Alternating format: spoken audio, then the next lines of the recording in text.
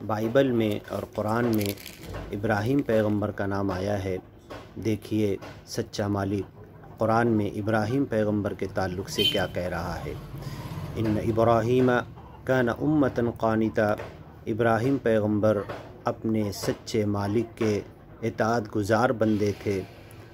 قانتا للہ حنیفا، اور دنیا کی تمام چیزوں سے اپنی توجہ، اپنا دل، اپنا التفات، اپنی خواہشات کو ہر طرف سے ہٹا کر سچے مالک کی طرف ڈالنے والے تھے۔ ولم یک من المشرکین، اور وہ مشرکوں میں سے نہیں تھے۔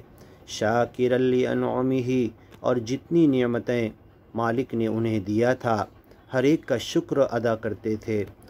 اجتباہ وہداہ الی صراط مستقیم، مالک نے انہیں سچے راستے کی طرف چنا تھا اور انہیں ہدایت دی تھی۔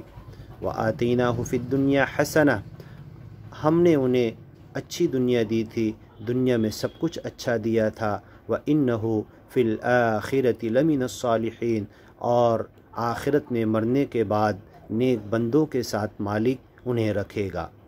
ثم اوحینا الیک ان اتبع ملت ابراہیم، اے محمد پیغمبر تم نے ہمیں